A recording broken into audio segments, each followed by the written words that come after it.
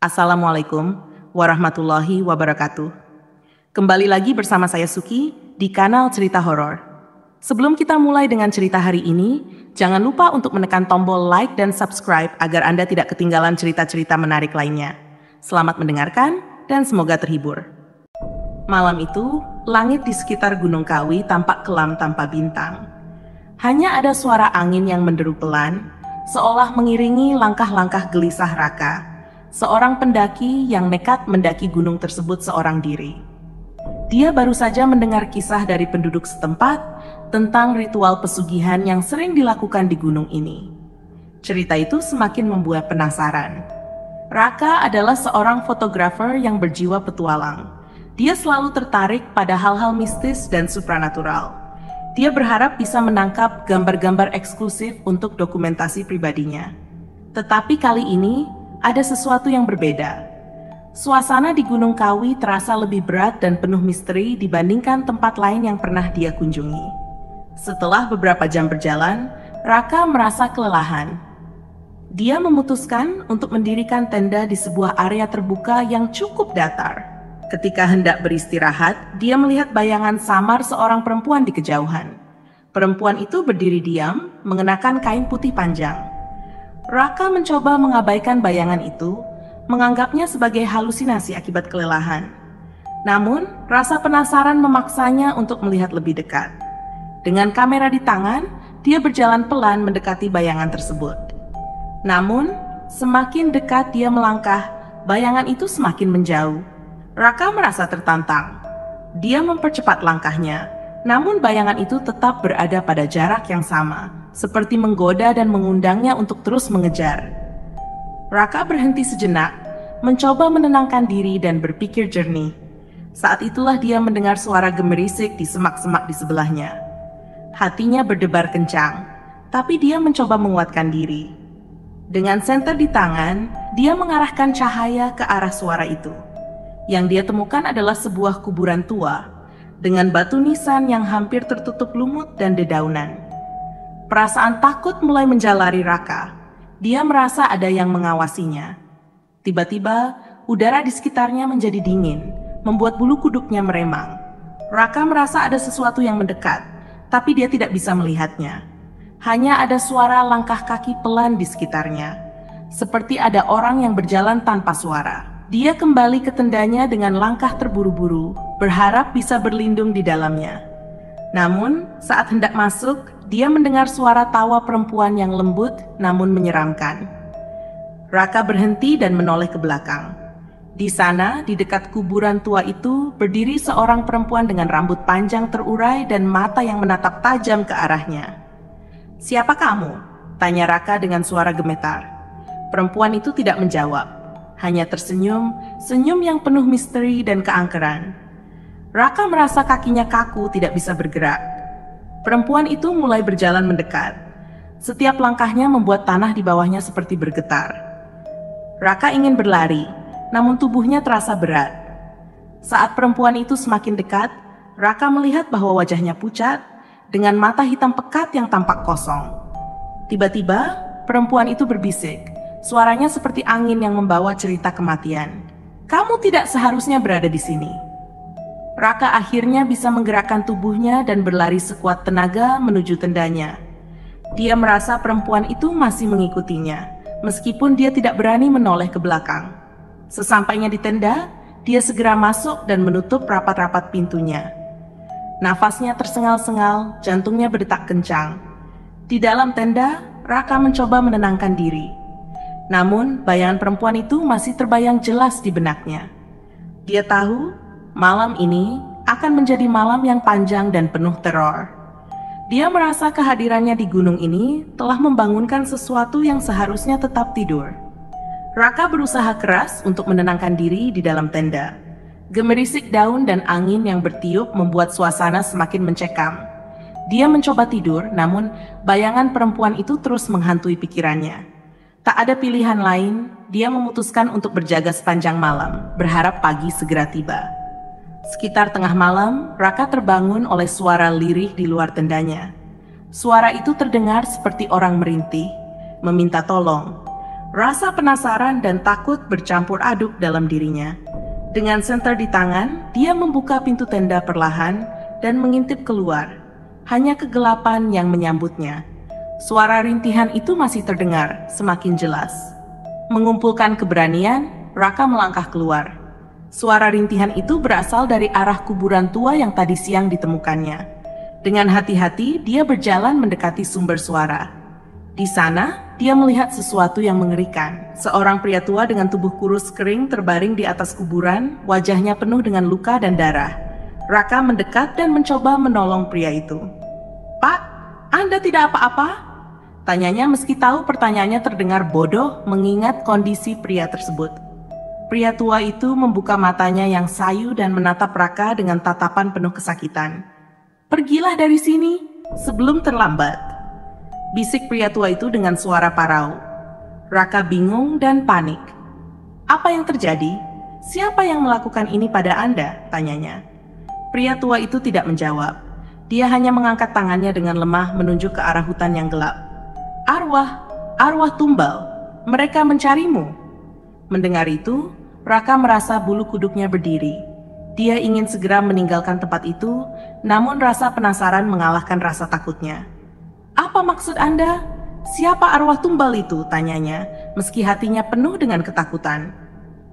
Sebelum pria tua itu bisa menjawab, tiba-tiba terdengar suara tawa perempuan yang menyeramkan. Raka menoleh dan melihat perempuan yang sama seperti tadi siang berdiri di ujung kuburan, menatapnya dengan senyum yang mengerikan. Pria tua itu tiba-tiba berteriak, dan tubuhnya mulai kejang-kejang, seolah ada kekuatan tak terlihat yang menyerangnya. Raka mundur dengan takut, tapi kakinya terasa berat untuk bergerak. Perempuan itu melangkah mendekat. Setiap langkahnya membuat tanah seperti bergetar. "Kamu tidak seharusnya berada di sini," katanya lagi dengan suara yang lebih dalam dan menakutkan. Dengan sisa-sisa keberanian yang dimilikinya, Raka berlari sekuat tenaga menuju tendanya. Dia tidak peduli lagi dengan barang-barang yang ada di dalamnya. Yang ada dalam pikirannya hanyalah keluar dari gunung ini secepat mungkin. Namun, langkahnya terhenti saat melihat bayangan-bayangan hitam di sekitarnya. Bayangan itu bergerak cepat, mengelilinginya, membuatnya terjebak. Raka mencoba mencari jalan keluar, namun setiap langkahnya terasa berat.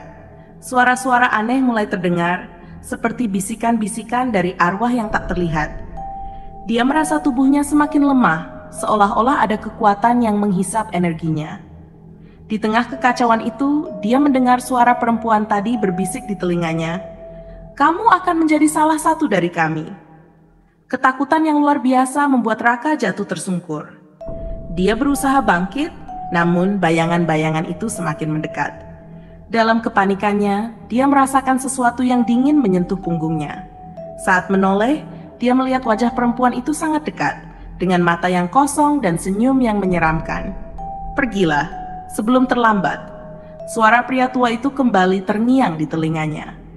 Dengan sisa-sisa kekuatan, Raka berteriak dan berlari sekuat tenaga, meninggalkan tenda dan semua barang bawaannya. Dia tidak peduli lagi dengan apa yang ada di sekitarnya. Satu-satunya tujuannya adalah keluar dari hutan ini dan mencari bantuan. Namun, saat dia berlari, bayangan-bayangan itu terus mengikutinya. Nafasnya semakin berat, tubuhnya semakin lemah. Dia merasa seolah-olah sedang berlari dalam mimpi buruk yang tak pernah berakhir. Akhirnya dia terjatuh dan kehilangan kesadaran di tengah hutan yang gelap. Saat Raka tersadar, dia mendapati dirinya terbaring di sebuah gubuk tua dengan beberapa orang penduduk setempat mengelilinginya. Mereka menceritakan bahwa mereka menemukannya dalam keadaan tak sadarkan diri di tepi hutan. Raka merasa lega, namun perasaan takut dan cemas masih menghantuinya. Dia tahu pengalaman malam itu bukanlah mimpi. Arwah-arwah tumbal pesugihan Gunung Kawi masih ada di sana, dan dia berhasil lolos dengan nyawanya. Namun, dia juga tahu bahwa tidak semua orang seberuntung dirinya. Setelah kembali ke desa, Raka masih merasa trauma dengan kejadian yang dialaminya di Gunung Kawi. Meskipun sudah berada di tempat yang aman, bayangan perempuan itu dan suara-suara aneh masih menghantui pikirannya. Penduduk desa yang menyelamatkannya mencoba menghiburnya dengan cerita dan doa-doa, tetapi ketakutannya masih belum hilang. Raka memutuskan untuk menginap beberapa malam di desa itu untuk memulihkan diri. Setiap malam, dia sering terjaga, mendengar suara-suara aneh dari luar kamarnya. Suara gemerisik daun, langkah kaki, dan bisikan-bisikan yang samar membuatnya sulit tidur. Dia merasa seperti sedang diawasi, meskipun tidak ada siapa-siapa di sana. Suatu malam, Raka memberanikan diri untuk bertanya kepada penduduk setempat tentang kisah pesugihan di Gunung Kawi. Seorang lelaki tua bernama Pak Wiryo duduk bersamanya dan menceritakan kisah yang mengerikan. Di Gunung Kawi, ada banyak orang yang datang untuk mencari kekayaan melalui ritual pesugihan, kata Pak Wiryo dengan suara berat. Mereka membawa tumbal, biasanya manusia, sebagai persembahan kepada roh-roh gunung. Orang-orang yang menjadi tumbal itu, arwahnya tidak pernah tenang.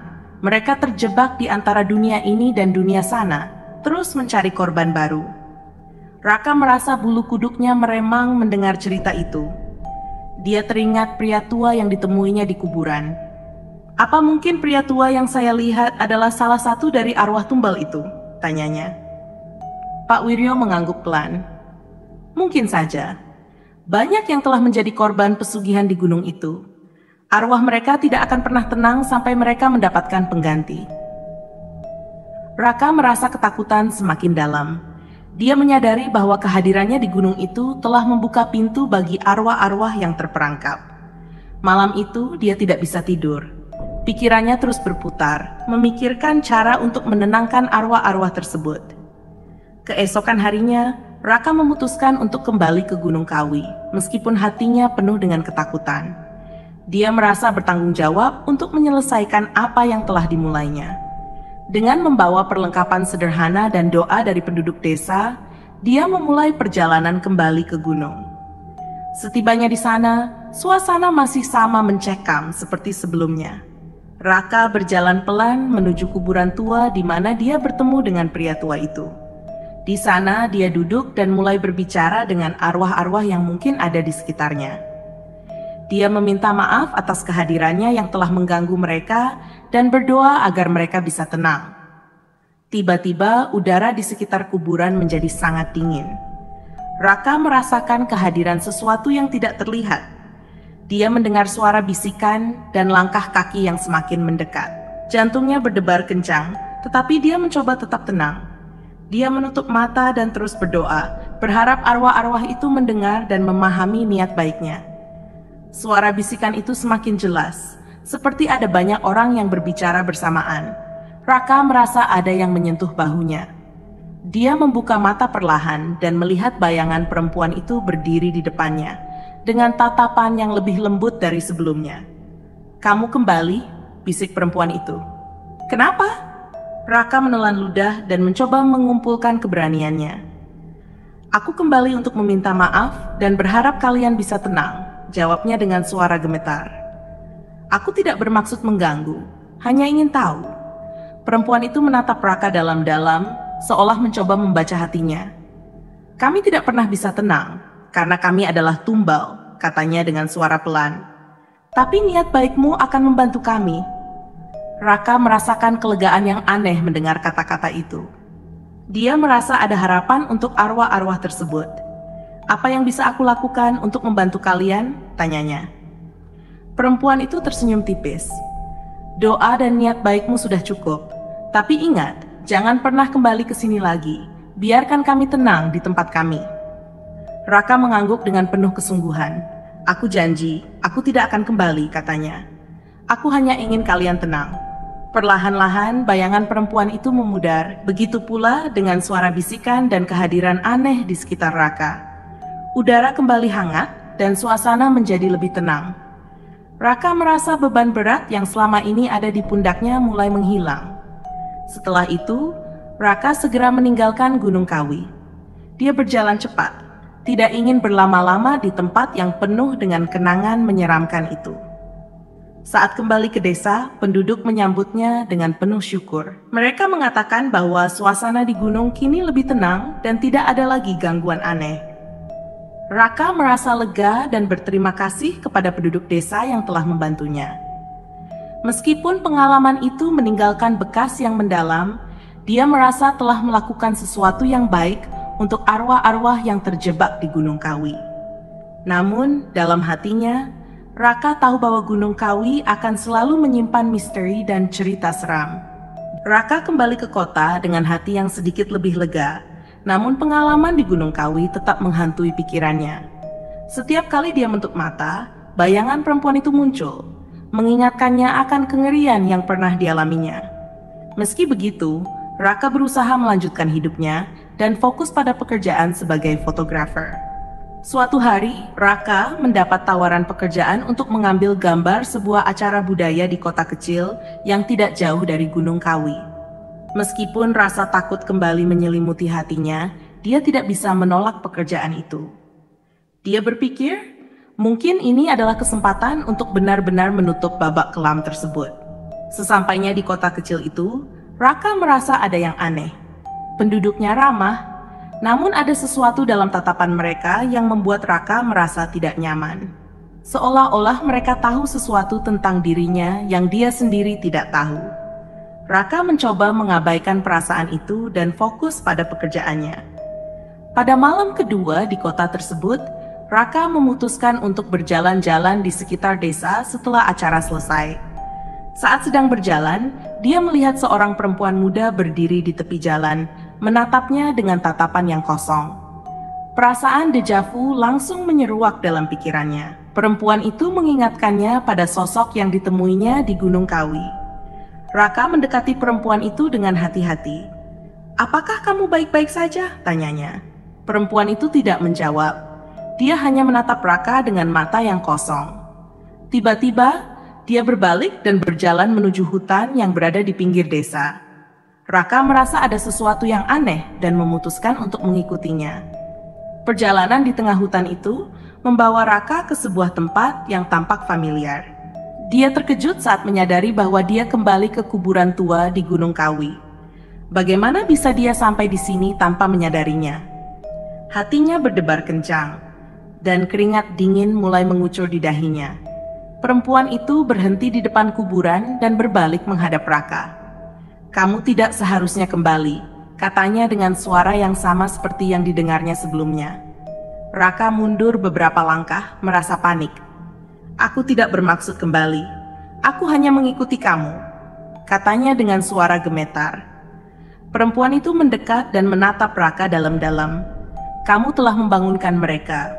Sekarang mereka tidak akan pernah membiarkanmu pergi," katanya dengan nada yang penuh misteri. Seketika, suasana di sekitar kuburan berubah. Angin dingin berhembus kencang dan suara-suara aneh mulai terdengar lagi. Raka melihat bayangan-bayangan hitam muncul dari kegelapan mengelilinginya. Dia merasa seperti terjebak dalam mimpi buruk yang tak berujung. Raka mencoba berlari, namun kakinya terasa berat. Setiap langkah yang diambilnya terasa seperti melawan arus yang kuat. Bayangan-bayangan itu semakin mendekat, dan dia merasakan ketakutan yang luar biasa. Di tengah kekacauan itu, dia mendengar suara perempuan itu lagi, lebih dekat dan lebih menyeramkan. "Kamu adalah tumbal berikutnya," katanya. Raka terjatuh dan berusaha merangkak menjauh. Namun, bayangan-bayangan itu semakin mendekat, menutup semua jalan keluar. Raka berteriak minta tolong, namun suaranya seperti tertelan oleh kegelapan. Dia merasa lelah, dan tubuhnya mulai kehilangan kekuatan. Ketakutan yang luar biasa menyelimuti seluruh dirinya. Di saat yang paling putus asa, Raka teringat akan doa-doa yang diajarkan oleh penduduk desa. Dengan sisa-sisa kekuatan yang ada, dia mulai berdoa, memohon perlindungan dan keselamatan. Suara doanya mengalun di tengah kegelapan, dan perlahan-lahan dia merasakan bayangan-bayangan itu mulai menjauh. Suasana di sekitar kuburan kembali tenang. Raka membuka matanya dan melihat bahwa dia sendirian. Tidak ada lagi bayangan hitam atau suara-suara aneh. Hanya ada keheningan yang mencekam. Dia bangkit dengan tubuh gemetar dan segera meninggalkan tempat itu. Saat tiba di desa, Raka disambut oleh penduduk yang khawatir. Mereka mengatakan bahwa dia menghilang selama beberapa jam dan mereka hampir memulai pencarian. Raka hanya bisa mengangguk lemah, terlalu lelah untuk menceritakan apa yang terjadi. Malam itu, Raka tidak bisa tidur.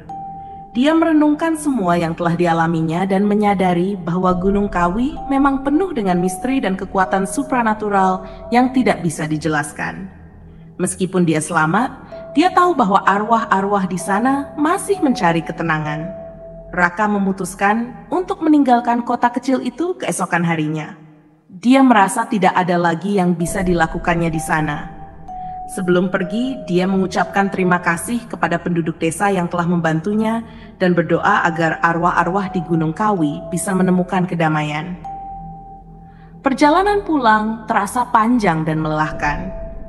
Namun Raka merasa ada beban yang terangkat dari pundaknya.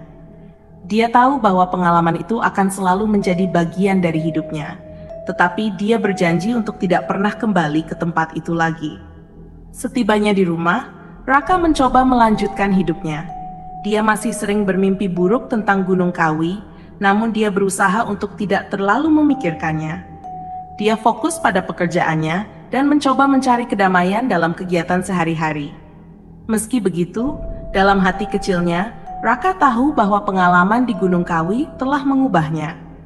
Dia menjadi lebih peka terhadap hal-hal yang tidak terlihat dan lebih menghargai kehidupan. Dia belajar bahwa ada kekuatan yang lebih besar dari dirinya dan bahwa tidak semua misteri bisa dipecahkan. Raka berharap suatu hari nanti arwah-arwah di Gunung Kawi bisa menemukan ketenangan. Dan meskipun dia tidak bisa membantu mereka secara langsung, dia berdoa agar mereka bisa beristirahat dengan damai. Hari-hari berlalu dan Raka mencoba melanjutkan hidup dengan normal. Dia mengambil lebih banyak proyek fotografi, berusaha menyibukkan diri agar tidak terlalu banyak memikirkan pengalaman mengerikan di Gunung Kawi. Namun, meskipun dia berusaha melupakan, bayangan perempuan itu dan suara-suara aneh masih sering muncul dalam mimpinya. Suatu malam, Raka terbangun dengan keringat dingin mengalir di wajahnya. Mimpi buruk itu datang lagi, memperlihatkan sosok perempuan yang menatapnya dengan tatapan kosong dan senyum yang menyeramkan. Seolah-olah ada pesan yang ingin disampaikan kepadanya. Keesokan harinya, Raka memutuskan untuk bertemu dengan seorang teman lama yang merupakan seorang spiritualis. Temannya, Pak Widodo, dikenal memiliki kemampuan untuk berkomunikasi dengan dunia gaib. Raka berharap melalui Pak Widodo, dia bisa mendapatkan jawaban atas mimpi-mimpi buruknya dan menemukan cara untuk menenangkan arwah-arwah di Gunung Kawi. Pak Widodo mendengarkan cerita Raka dengan seksama. "Apa yang kamu alami bukanlah kebetulan," kata Pak Widodo setelah Raka selesai bercerita. "Arwah-arwah itu masih terikat pada dunia ini karena mereka belum menemukan kedamaian. Kamu mungkin bisa membantu mereka, tapi ini bukan tugas yang mudah." Raka mengangguk. "Aku sudah berdoa dan meminta maaf, tapi sepertinya itu belum cukup," katanya dengan suara penuh keputusasaan. Pak Widodo menghela napas panjang. "Kita harus melakukan sesuatu yang lebih kuat dari sekadar doa.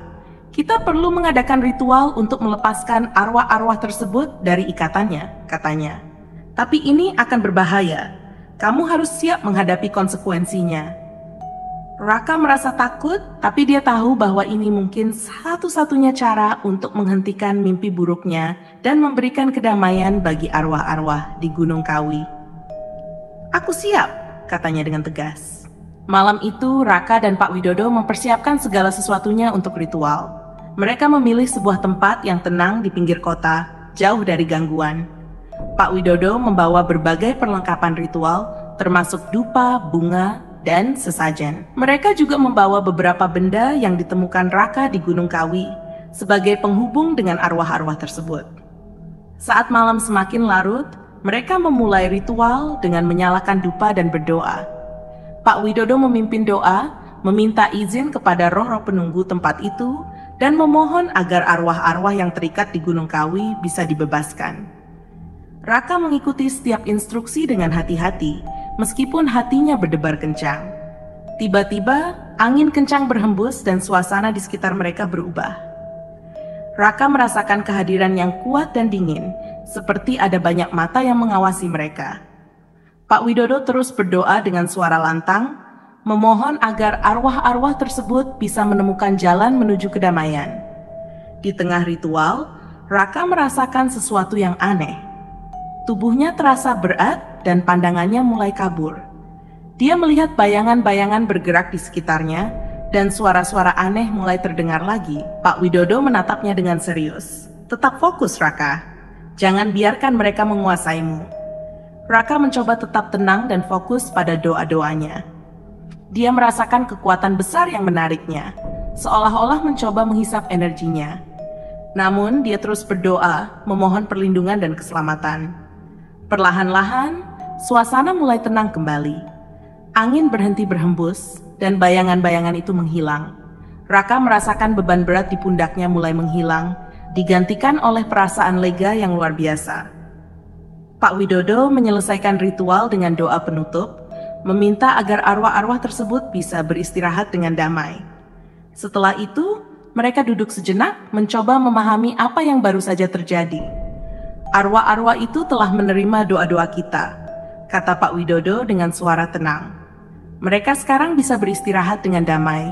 Kamu telah melakukan yang terbaik, Raka. Raka merasa lega dan berterima kasih kepada Pak Widodo. Terima kasih, Pak. Aku merasa beban berat telah terangkat, katanya dengan suara penuh kelegaan. Keesokan harinya, Raka merasa lebih tenang dari sebelumnya. Mimpi buruknya berkurang dan dia bisa tidur dengan nyenyak. Dia tahu bahwa pengalaman di Gunung Kawi telah mengubahnya, tetapi dia juga merasa lebih kuat dan lebih bijaksana. Raka memutuskan untuk menulis tentang pengalamannya sebagai cara untuk melepaskan perasaan dan berbagi kisahnya dengan orang lain. Dia berharap, melalui tulisannya, dia bisa memberikan peringatan kepada orang-orang tentang bahaya yang ada di Gunung Kawi dan pentingnya menghormati alam serta roh-roh yang ada di sana. Meskipun Raka telah menemukan kedamaian, dia tahu bahwa Gunung Kawi akan selalu menjadi tempat yang penuh misteri dan cerita seram. Namun dia juga percaya bahwa dengan niat baik dan doa, kedamaian bisa ditemukan di tempat yang paling gelap sekalipun. Dengan semangat baru, Raka melanjutkan hidupnya, membawa serta pelajaran berharga dari pengalaman mengerikan tersebut. Dia berjanji untuk selalu menghormati alam dan roh-roh yang ada di sekitarnya, serta tidak pernah lagi kembali ke Gunung Kawi.